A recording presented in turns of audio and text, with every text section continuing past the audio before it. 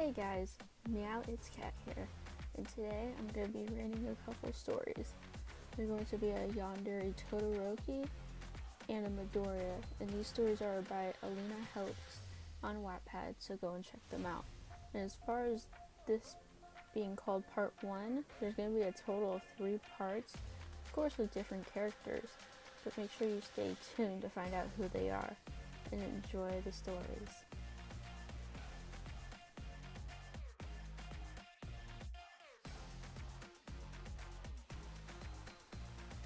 A car drove alone in the streets, late at night and not a single person roaming around.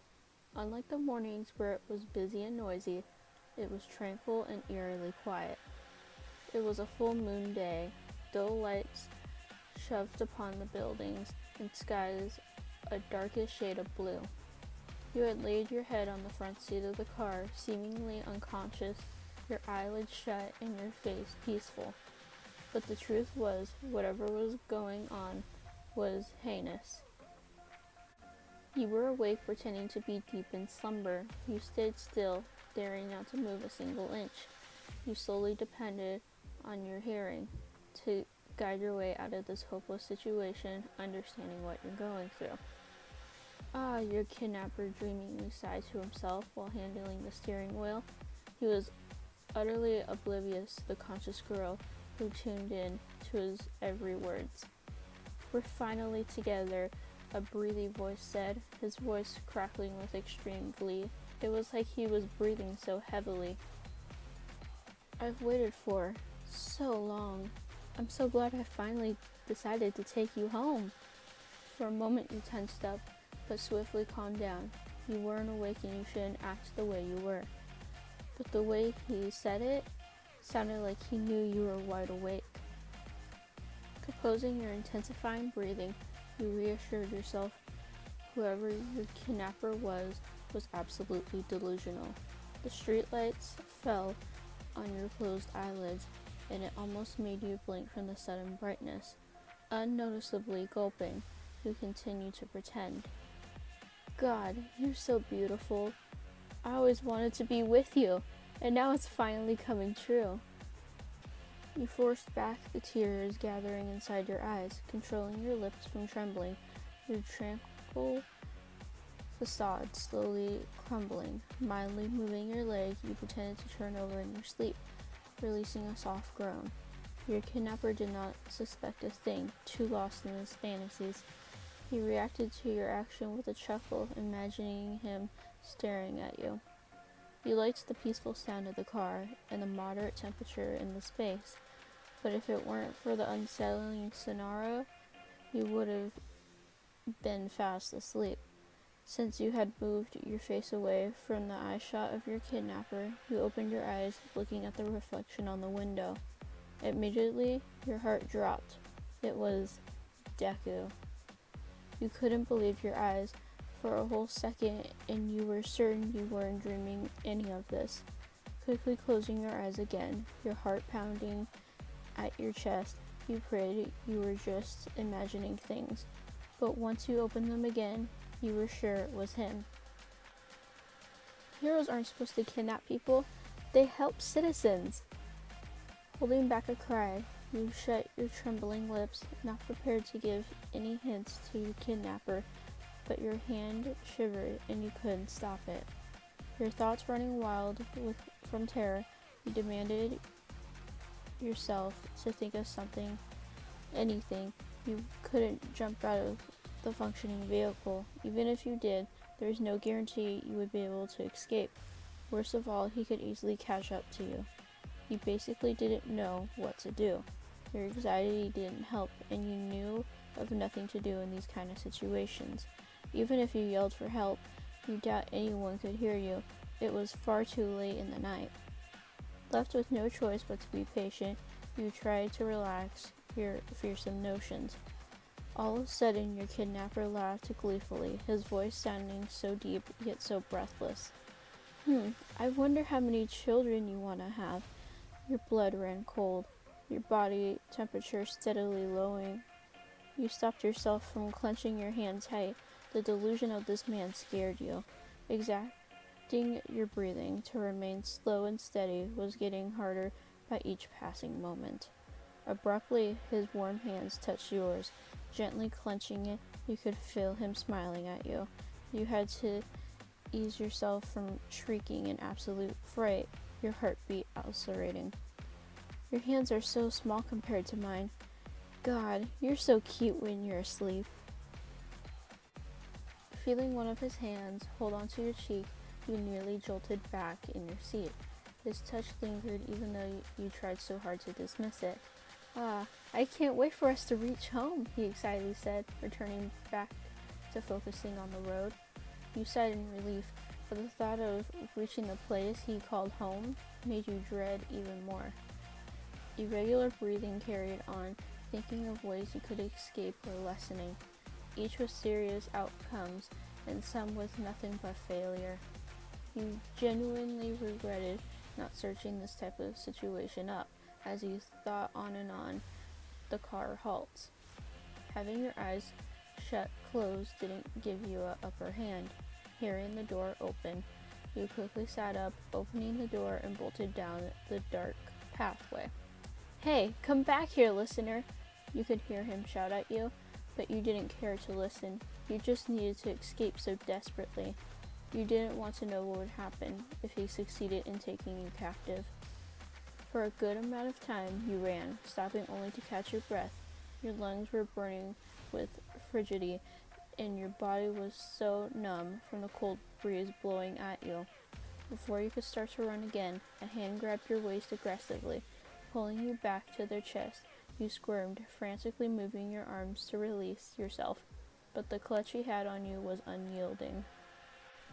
You cried as he whispered into your ear. You didn't want to hear his sick, delusional words. Weeping, you begged him to let you go, but he just said, "What do you mean? You are home!"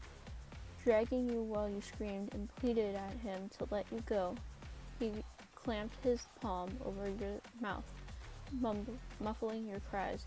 With widened eyes, he said, "I'm not going to let you leave me, listener. You're never going to leave."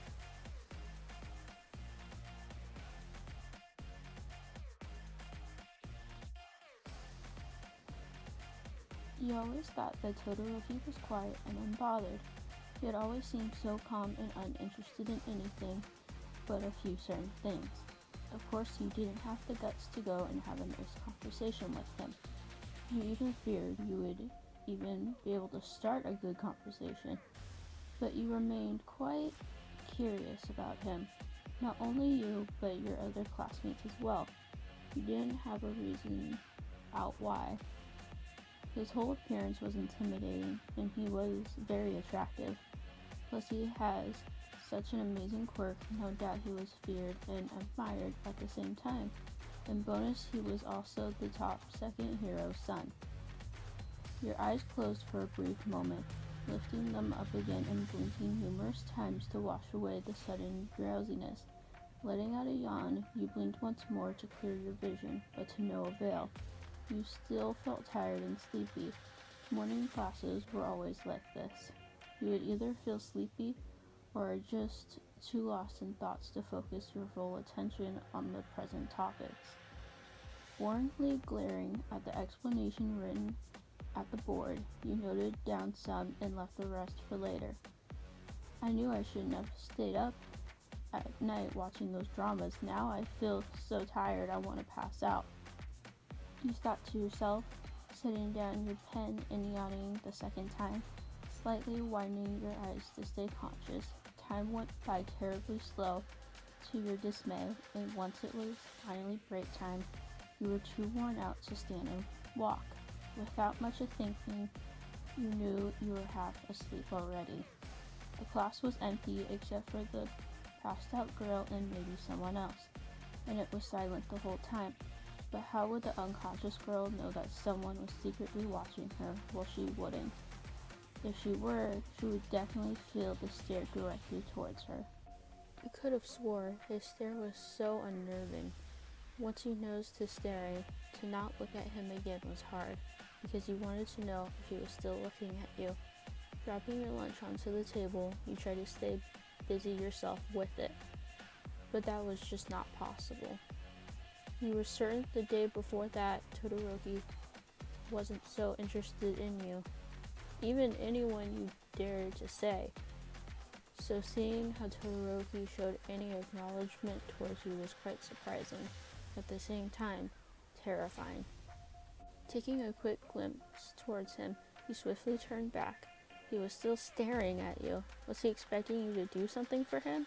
Or worse, you had done something to gain his undivided attention. But you didn't know. You gulped, chewing your meal. Do I just ask what he wants? Looking around, you thought to yourself, feeling that churning sensation in your stomach.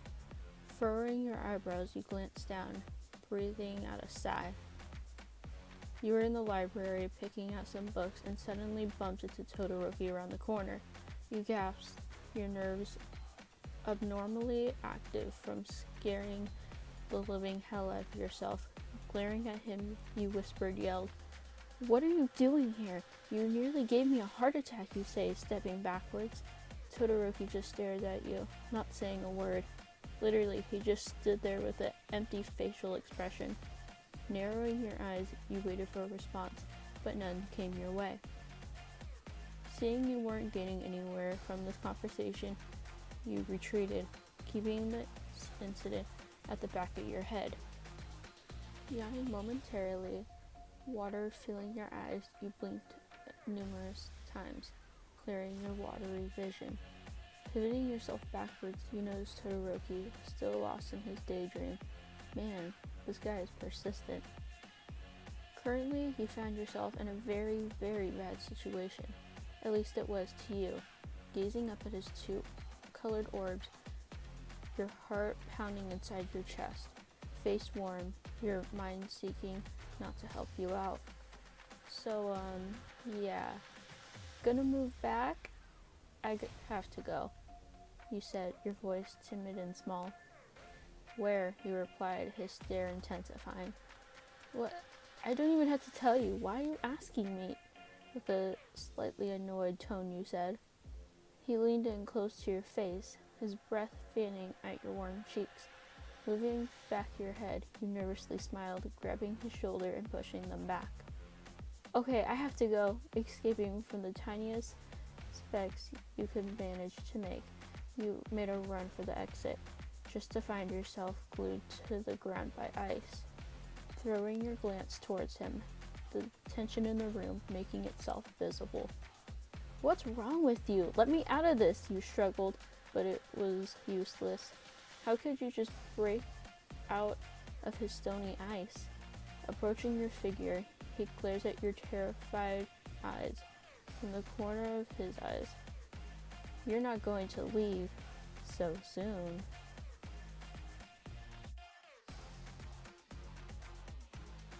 Well, I hope you all enjoyed the story. If you did, leave a like, comment, subscribe for my future uploads.